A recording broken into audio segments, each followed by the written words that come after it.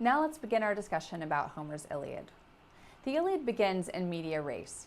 What this means, it's a Latin phrase that means in the middle of things. It begins 9 years into the Trojan War. We have the 10th year of the war, which is fated to be the year that the Greeks will take Troy. Agamemnon even alludes to this in the opening books of the Iliad. So the Greeks know that they are going to defeat Troy this year, and yet there's a lot of tense and anxiety in the middle of war for 9 years. 9 years of living camped out on a beach, lots of tension. And of course, the audience of Homer would have been familiar with this war and how we got here. But modern readers don't really know that. They don't have access to the epic cycles that the Greeks would have known at that time.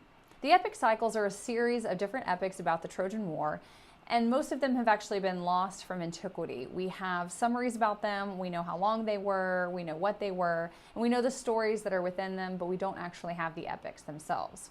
One of the stories that is important for our knowledge of the Trojan War is how this all began. It began quite a bit earlier than this current last year of the Trojan War. It actually begins with Peleus. If you remember, the opening line of the Iliad is wrath. Sing, goddess of the wrath, ruinous wrath of Peleus' son Achilles. Now, who is Peleus? And what does he have to do with all of this?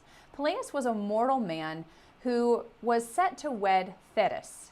Thetis is a sea goddess, and an oracle had prophesied that Thetis' son would overpower his father.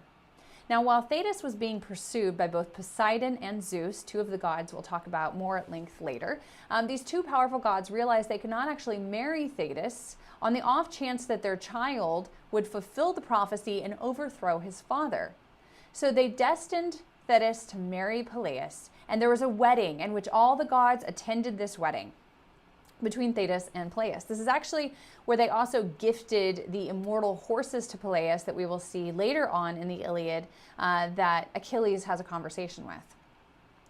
At this wedding, Eris shows up, and she's the only goddess that was not invited. Eris is the goddess of discord. You can imagine why you would not want to invite the goddess of discord to your wedding. No one wants strife and discord at their wedding, but Eris is inflamed by this, as she rightly would be, because she is the goddess of discord. And in order to cause trouble, she throws a golden apple with the Greek inscription, "For the most beautiful goddess." And all of the goddesses fight to receive this apple. Namely, there are 3 that begin to fight over who is most deserving. Who is this apple meant for? Here we have an illustration of Paris, also known as Alexandros in the Iliad, and he is looking over his shoulder at a golden apple being offered by 3 different goddesses. And they are asking him to determine who the apple was meant for. Now, how did Paris get caught up in this? You notice he's wearing a shepherd outfit. He's surrounded by farm animals. Paris, there had been a prophecy about him told to Priam, his father, that Paris would cause the destruction of Troy. Because Priam did not want Troy destroyed, Priam took matters into his own hands and sent Paris to be raised by shepherds. Unfortunately, this is exactly how the fall of Troy begins, because Paris, dressed as a shepherd, is considered by the goddesses to be of no account. And they begin to offer him things. They offer him 3 different things, which each of them specialize in. The 3 goddesses are Hera, Athena, and Aphrodite. Hera, because she is the queen goddess, the goddess of the home, the goddess of rule, she offers Paris the chance to be a mighty king.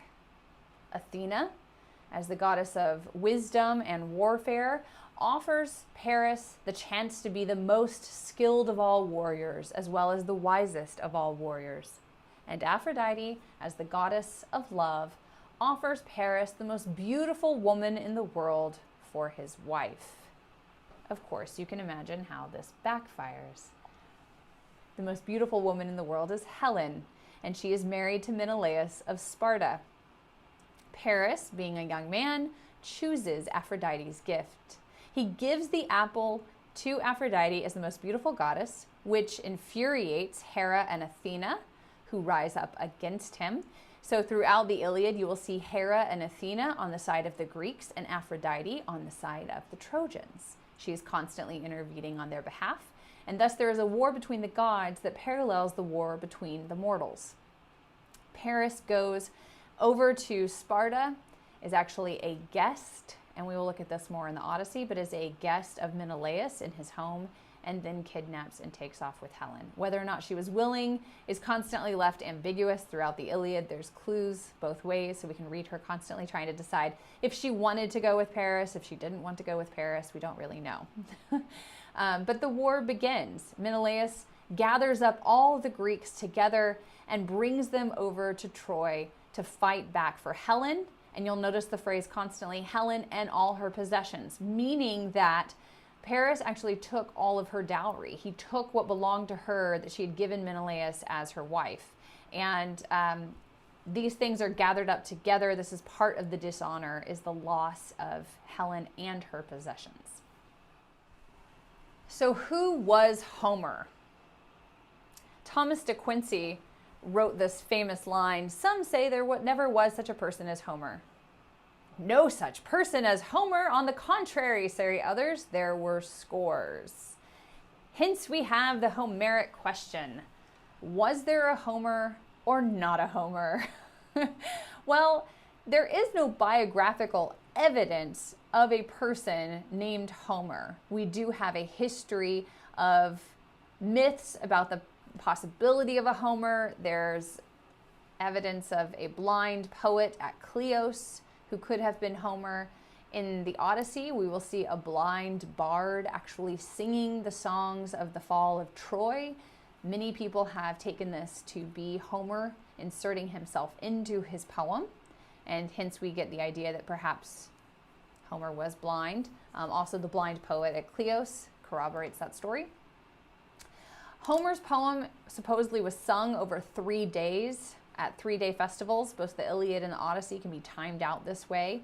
We do know that they were sung poems, and when they were created, whether they were created in the 18th century BC, 12th century BC, or 8th century BC, they do not come to be written down or composed as a holistic version until the 8th century BC. The question then is, are these poems compilations of many different stories, or did one poet, is there one singular genius who put together this composition? There's possibilities both ways. And the Homeric question then is, which side are you on? Are you on the side that says that there was a compilation of fragments, that these compositions are actually many different stories kind of pieced together or sewn together, and perhaps that accounts for all the inaccuracies that take place, or the disjointedness of some of the pieces? Or do you think this was the composition of just one poet standing before you and singing these songs? A lot of people thought that there was an impossibility that you could have just one poet singing these stories. It was not until Milman Parry of the early 20th century that we had the greatest amount of evidence for this being actually one singular narrative by one person.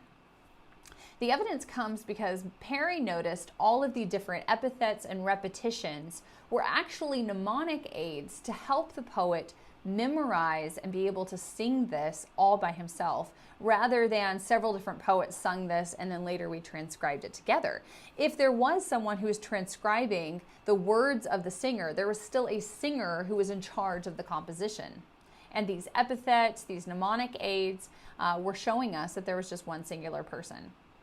A lot of Parry's research depended on his experiences in the East, where he was listening to singers. You could give them a topic and they would sing these songs, and there were repetitions, and they would draw from events of the contemporary culture, but then they would change them and morph them into more grandiose narratives with more elements of the divine or the supernatural, mass heroics, and so forth. And that this was a tradition still in the eastern half of the Mediterranean. And this gave Parry evidence that Homer was a lot like this. He was an ancient version of this.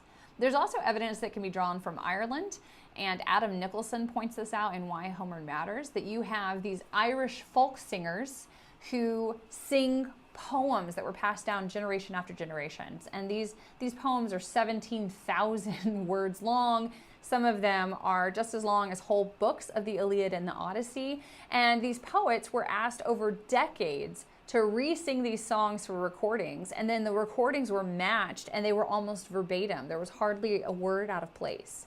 So sometimes you do have the sense that generation after generation is passing down whole stories to be memorized. And so we don't know necessarily if Homer was, again, of the 8th century, or if he predated this time period and then the story was written down in the 8th century but had been passed down, memorized exactly how it was. So the Homeric question is really this debate for which there will be no answer, or it doesn't seem like there will be an answer, that goes back and forth between the fragmented idea that Homer is put together with lots of different pieces, or that there was a Homer, that there was a bard that we don't have biographical information on, who sung the Iliad all the way through, who sung the Odyssey all the way through these 3 days. Even though there's no biographical Homer, we do have a history of our understanding of Homeric scholarship based on the different manuscripts that we have. One of the earliest manuscripts is actually from 150 AD, and Iliad 1 and 2 were found on papyrus scrolls rolled up like a papyrus pillow underneath a woman's head. This was found in an Egyptian tomb in 1888, and it is a miraculous example of how much our current version of the text, even that 19th century version, matches that 2nd century AD version of the text. That very little has changed in the poem itself over the course of time, even with all the different translations and transcriptions. There's a 12th century manuscript that's in Greek, in the Bodleian, in Oxford. In 15th century, we have our first printed Greek Homer in Florence. Chapman, we know, translates Homer into English in 1611 in a magnificent version that became widely read, that was more of a translation than had been previously done, and rather than done in pieces, it was holistic. And then finally, in the 18th century, we found a Byzantine 10th century Iliad. And this was found in St. Mark's Library in Venice. And this is what we have currently that is our modern version of the Iliad. So all modern versions of the Iliad are based on this Venetus A 18th century finding of a 10th century Byzantine copy of the Iliad. We've been talking quite a bit about how to read the poem, context information about the history of the poem, but I want to look at the poem itself and how to read it. The poem is written in heroic hexameter or dactylic hexameter. So what is a dactyl? Unfortunately, meter is not taught in schools anymore, and so meter is a much harder art to find specialists that actually understand meter and understand the way poetry works. If you end up being a school teacher, you understand that students have a hard enough time with grammar right now, and adding prosody onto it even makes things more difficult. But it is an art that people knew for hundreds of years, how to sing a line, to be able to understand the rhythm in a line, the meter of a line, how things sounded like music, the musical pattern of words. And every language has their own musical cadence to it. English is usually iambic pentameter. So if you get the Emily Wilson version of the Odyssey, she actually stuck to iambic pentameter because that's the most natural cadence for the language of English. That's where our accents work, right? I am. Most of our words follow that double foot pattern. I am, right? Unstressed, stressed. But in Greek, we have dactylic hexameter because we have 6 feet that are made of dactyls, which is a more natural fit for the Greek language. Dactyl, you can think of a finger. A dactyl is made up of 1 long syllable and 2 short syllables, right? Dactyl is actually the Greek word for finger. So dactylic hexameter means there are 6 of those in every line of Homer. Those can also be replaced with spondees, which have a double heavy accent, or they can be replaced sometimes even with trochees. Most of them follow the same pattern. If we look here at the opening line of the Iliad, in which I've divided it up for you in the Greek, and then it's transliterated. The Greek is transliterated into English alphabet. and we have it lined up with the meter. So you see dactyl, dactyl, spondy, dactyl, dactyl, spondy. And this would have been, this is the majority of the lines follow the same type of pattern. So if we look at the opening of the Iliad, these are various translations that have tried to render what the Greek words are saying, but of course the dactylic hexameter has been lost. And the different decisions that the translators are making reveal, of course, what is priority for these translators. If you look at the opening line of Lattimore's translation in 1951, it follows the normal order for English syntax. In English, you would say sing goddess, so you would address the goddess. You would have the imperative verb coming first in the sentence. Sing goddess of the anger of Peleus' son Achilles. In the second, third, and fourth versions, we have anger, rage, or wrath being the first word, because this would be the theme of the poem. Menon, or anger, rage, wrath, it can be all of those things, those synonyms, is the first word, and all of these translators realize that we need to have that first word being emphasized, even though English does not normally have the first word, anger, which would be the object in this sentence, coming before the verb.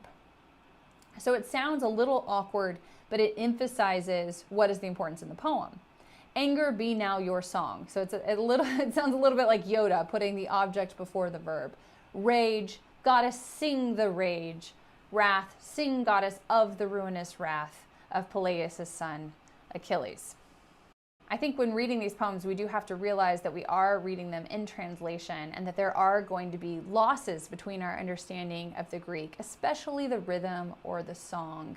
The cadence of the language is going to be lost if we can't actually read the Greek. There are resources online, and I will post those as well that you can access, where you will get to hear the Greek being sung and hear how different that is from our English translations that still try to capture the meaning of the poem, but lose a lot of the music of the poem. One of the other things we have to realize is these mnemonic aids that Perry uncovered, repeated epithets, and what point do these have in the poem? In some ways, these epithets give us a sense of the characters that we are looking at. We have quite a few characters, and most of them would have been unfamiliar to us. We wouldn't have recognized them. We don't talk about Zeus on a normal basis anymore. We don't talk about Athena. These characters are drawn from Hesiod's Theogony, and they're given more full personalities when we see them in the Iliad. And the personalities are not really repetitive, but the epithets point out one part or one aspect of these characters that we can keep focus to, that we can kind of see them in our mind's eye with these epithets. We know the one that's most familiar, the rosy-fingered dawn. You hear that over and over again when it comes to the Iliad. Think about these epithets with people, kind of like when you walk into a room and say, like, I'm an Enneagram 7. So Enneagram 7, Dr. Wilson, ... And you keep a sense of the person's personality in front of you as you're reading the poem. I would hope that you would keep track of these as you look through them. You'll see most often Achilles is described as swift-footed. Many of them are also described as godlike. So you see godlike Achilles, but this is a common descriptor, and Paris is even called godlike. And I would argue Paris is anything but godlike. Paris is also Priam's son. He is the beautiful one. Agamemnon, the lord of men, right? Atreus' son, lord of men, wide ruling. Aphrodite is the smiling goddess, right? But her smile would be the seductive smile. Poseidon, Diomedes, and they'll be described sometimes even without their name. So for example, Diomedes in the middle of his Aristeia is constantly called Tydeus' son, more than he's even called Diomedes in this moment. Hector, the tamer of horses or breaker of horses. Hector of the glinting helmet or the glittering helm. Any of those descriptors might be used in your translation. So be looking for these, try to keep track of these, and you'll get a sense of the characters and who it is that we're talking about.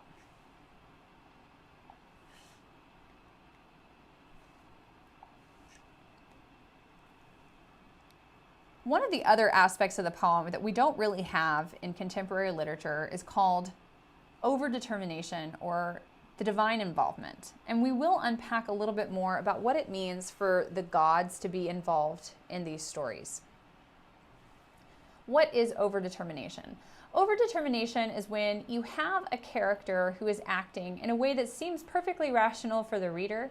The reader can understand the character's motivation, can understand the character's desires, why the character would act in the way that he or she does, usually he does in the Iliad. And yet, Homer also tells us that there is a divine reason that these things are happening, so that we always have a double purpose. We have the mortal ambition or the mortal motivation, and then we also have the divine intervention in the text. And this is called overdetermination. We have been giving too many reasons for why what is happening. And we'll look at some of these moments more closely to see what it is that they reveal and why is it that Homer chose at this time to give us an overdetermination. One of the ones that takes place in book 1, the very first one that we see, is when Achilles is about to draw his sword against Agamemnon. And anguish descended upon the son of Peleus, and the heart in his rugged breast debated two ways, whether he should draw the sharp sword by his side, and scatter the men, and slay and despoil the son of Atreus, or check his anger and restrain his spirit.